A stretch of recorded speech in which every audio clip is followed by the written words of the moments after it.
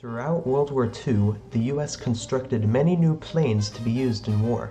Some of them were designed to destroy other airplanes, and some others were designed to level entire cities using just one bomb. In this video, I will talk about some of my favorite airplanes of the war and how they were instrumental in the US's victory. Alright, so the first plane I want to talk about today is the P-51 Mustang.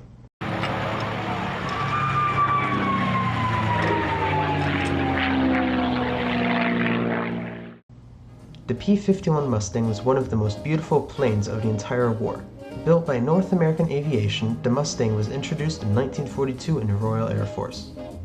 Several variants were made until the P-51D in 1954, which were used everywhere until the end of the war. The Mustang was one of the most produced fighter aircraft of all time for a reason. It was initially designed as a bomber escort, and many planes before it simply did not have the range to properly stick next to the bombers for the entire mission. However, the Mustang was given roughly 1,400 miles of range, meaning it could fly anywhere it was needed. And not only could it protect bombers well enough, but it could carry some bombs of its own, making it a fighter-bomber of its own right. Its overall ratio for kills to losses was 19-1, which just shows how effective it was at shooting down enemy aircraft. It was retired from the American military mostly after the Korean War, but wasn't officially retired until 1957. The Dominican Air Force even used them until 1984, which just shows how popular they were around the globe. All in all, the P-51 Mustang was one of the most effective planes made during the war, as it was able to escort bombers wherever they needed to go. They gave the Allies unprecedented air superiority, which was a huge reason as to why they won the war.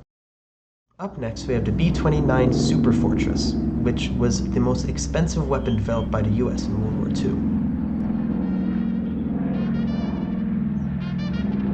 Its cost at the time for development was roughly $3 billion, while the Manhattan Project only cost $1.9 billion.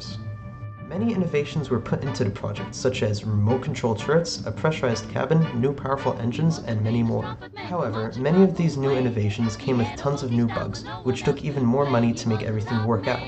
However, once the B-29 was ready, it was a force to be reckoned with. When they were designed, the plans for them were to be used in the Western Front. However, due to operational delays, much of their operation was relegated to fighting against Japan. What made the B-29 so special was its range and its ceiling, which far exceeded the ranges of the B-17 and B-24, making it extremely effective in bombing missions. What made the B-29 so special was its range and its ceiling, which far exceeded the ranges of the B-17 and B-24, making it extremely effective in bombing missions.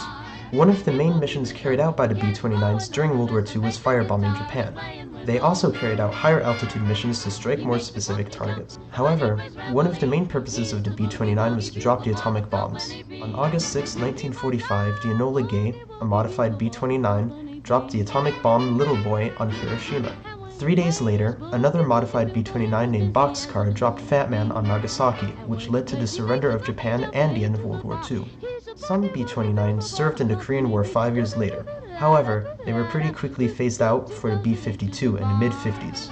B-52s are still actively in service over 70 years later. Unfortunately, most B-29s are only static displays today, as there are only 2 still airworthy. Luckily for me, I was actually able to see one of the 2 fly roughly half a year ago.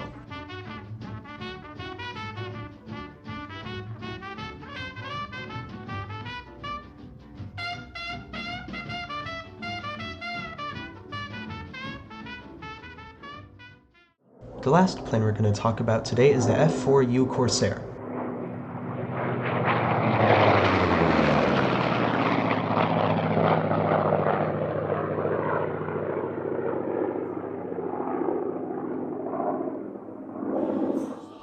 The F-4U Corsair is very different from the other planes in this video. Unlike the humongous B-29 or the elegant P-51, Corsairs were designed for use on aircraft carriers. While they were used a lot during the Korean War, they were manufactured before the end of World War II, where they were used by the US Marines and the US Navy. The Corsair is mostly known for its really cool-looking gull wings, which not only allowed its huge 13-foot diameter propeller to clear the ground, but it also allowed the Corsair's landing gear to become shorter and stronger, which is extremely important when landing on carriers. Not only could it operate from carriers, but the Corsair was extremely fast and had a decent range before having to refuel on missions. Unfortunately, while the Corsair usually didn't take off too much from carriers during the first part of the war, they still found a purpose with the Marines, who loved it.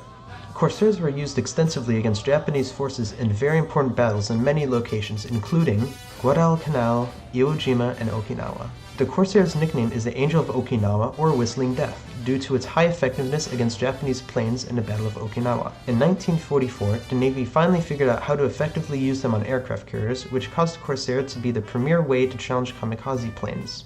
At the end of the war, it was estimated that the Corsair had an 11-to-1 ratio of enemy planes shot down to Allied planes being destroyed.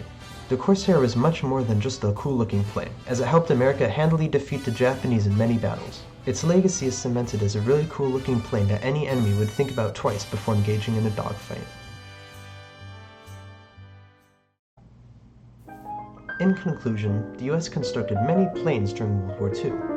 While some may not have been too useful, I think that the three that I decided to research about today were all instrumental to the US winning the war. I really enjoy learning about historical aviation, and I hope that you enjoyed this video, and maybe you even learned some cool facts.